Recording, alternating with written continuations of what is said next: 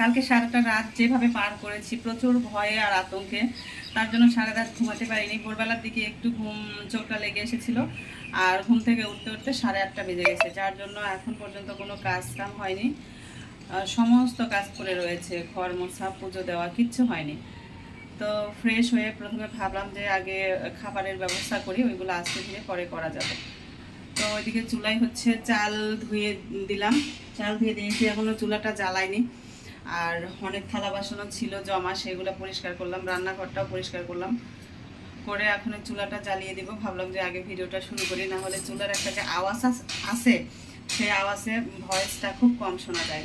আর আজকে প্রচুর রোদও উঠছে, একবার রোদ উঠছে একবার থেমে যাচ্ছে। তো চলো, দীপ্তি ব্লগ পেজে অনেক স্বাগত আর অনেক ভালোবাসা জানিয়ে নতুন একটা ভিডিও শুরু করছি। কীরকম কী হবে জানি না ভিডিও, মন মাইন্ড তো একদমই ভালো নেই, তারপরও যেভাবে দিন যায় সেভাবে তোমাদেরকে দেখাবো, ভালো সাথে থেকো সব। তো এই যে চুলাটা জ্বালিয়ে দিলাম,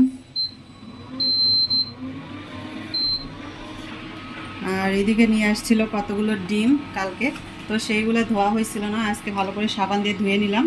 এখন এগুলো সব ফ্রিজে রেখে দেব। ফ্রিজের ডিম রাখা হয়ে গিয়েছে, সেটা লাগিয়ে দিলাম। একটা ডিম রেখে দিলাম, এই ডিমটা ছেলেকে ভাজি করে খাওয়াবো। না কি যে একটা অবস্থায় পড়েছি, সারাদিন শুধু মোবাইল নিয়েই বসে রয়েছি যে কি নতুন আপডেট আসছে। আর এদিকে যে ভাত বসিয়ে দিয়ে পেঁয়াজ রসুন এগুলো সব কেটে নিলাম, কেটে নিয়ে ওইদিকে ফোন দেখছিলাম, এদিকে কড়াই গরম হতে দিয়েছি, একটা ডিম ভাজবো, দেখো সেটাও করছি না। বাড়ি থেকে একের পর এক কল আসছে যে কি অবস্থা কি অবস্থা। শুধু বাড়ি থেকে না, আরও অনেক মানে প্রিয় মুখগুলো আছে, তারাও অনেক খোঁজ খবর নিচ্ছে যে কি অবস্থা হচ্ছে আমাদের। তো তাদের সঙ্গে একটু একটু করে কথা বলছি, যার কারণে কাজে অনেকটাই দেরি হয়ে যাচ্ছে। ঠিক আছে, আর ফোন তো মনে করো যে হাত থেকে রাখতেই পারছি না, সারাদিন শুধু নিউজই দেখছি যে কি অবস্থা। তো চলো ডিমটা ভেজে ছেলেকে খেতে, কি রান্না করব সেটা চিন্তা করতে করতে বের করে নিলাম একটুখানি মাংস, এই যে, আর নিলাম একটা করলা ভাজি করব, আর এই মাংসটা ভুনা করব। ঠিক আছে, ফ্রিজে এই মুহূর্তে মাছ টাছ বলতে আর কোনো কিছুই নেই, আর সবজি বলতে আছে শুধু 4খানা পটল, তো সেটুকু ফ্রিজে আছে, ওইটা থাক। আজকে মাংসটাই ভুনা করি, আর এদিকে হচ্ছে করলাটাই ভাজি করি, মাংসটা ভিজিয়ে রাখি।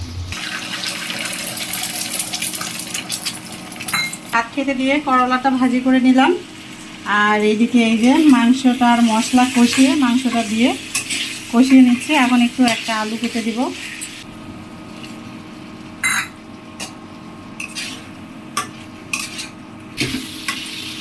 তো চলো, মাংসটা কষানো হয়ে গিয়েছে, এবার পরিমাণ মতো জল দিয়ে দিচ্ছি।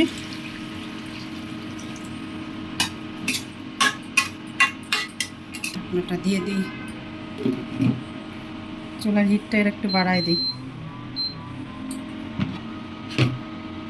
তো চলো বন্ধুরা, রান্নাবান্না সব শেষ, রান্নাবান্না করে একদম চুলার পাটটা সব পরিষ্কার করে নিয়েছি।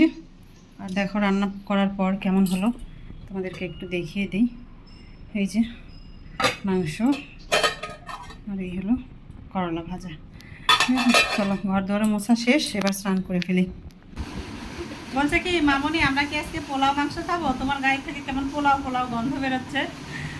শুধু মাংস রান্না হয়েছে, বুঝেছো, আর ভাত, পোলাও রান্না হয়নি। পোলাও অন্য আরেকদিন খাওয়াবো। আর হোয়াটসঅ্যাপে মেসেজ আসলো যে বৃহস্পতিবার 8 তারিখ বৃহস্পতিবার থেকে স্কুল খোলা। তো কি মনে হয়, স্কুলে কি দেওয়া যাবে? আমার তো মনে হচ্ছে স্কুলে এখন দেওয়াটা ঠিক হবে না, আরও কয়েকটা দিন পরে দিব। ঠিক আছে, এখন স্কুলে দিব না, সামনের সপ্তাহ থেকে দিব। এই কয়টা দিন এইভাবেই কাটুক, একটা দিনের জন্য স্কুলে যে কী হবে। বৃহস্পতিবার করবে, শুক্র শনি 2 দিন তো আবার বন্ধই থাকবে, তো একবারে রবিবার থেকে স্কুলে দিব। ছেলের খাতা কিনতে হবে বাসায় লেখার জন্য, সেই খাতা কিনতে যেতেও ভয় পাচ্ছি, এতটাই মানে কি বলবো। খাতা কেনার সময় তখন আমি পেন্সিল